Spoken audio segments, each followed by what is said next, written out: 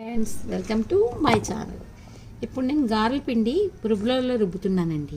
చూపిద్దామని ముందు తీద్దాం అనుకున్నాను వీడియో, తర్వాత మర్చిపోయాను.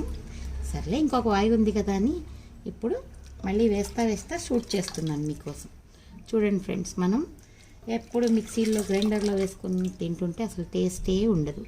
అప్పుడప్పుడు ఇలాగా మనకు కొంచెం ఓపిక చేసుకొని ఇట్లా మన ఇంట్లో రుబ్బురోలు ఉంటే రుబ్బురోల్లో చక్కగా రుబ్బుకుంటే ఎంత మెత్తగా చాలా బాగా టేస్టీగా వస్తాయి అన్నమాట.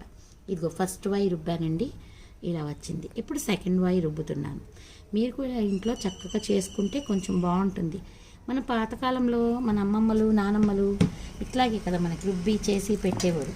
మనం ఏంటంటే సుఖానికి అలవాటు పడిపోయి మనం ఏది చేసుకోవాలన్నా అబ్బా ఎందుకులే మిక్సీలో వేసుకుంటే పోద్ది, గ్రైండర్లో వేసుకుంటే పోద్ది, ఇంకా బద్దకస్తులు ఉంటారు. హోటల్ నుంచి తెచ్చుకుంటే ఇంకా బాగుంటుందని అలా తెచ్చుకొని తింటారన్నమాట.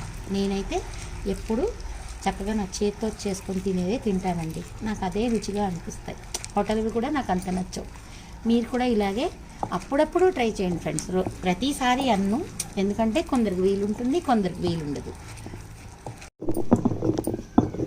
చూసారా ఫ్రెండ్స్, ఎంత పప్పు వేసాను నేను, ఎంత చక్కగా ఊరుతుంది కదా పిండి.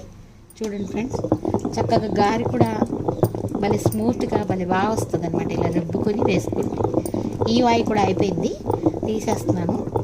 అప్పుడప్పుడు కూడా మీ ఇంట్లో కూడా ఇలాగే ట్రై చేయండి, బాగుంటుంది. ఇలా రుబ్బుకొని వేసుకుంటే ఆ హ్యాపీనెస్సే వేరు.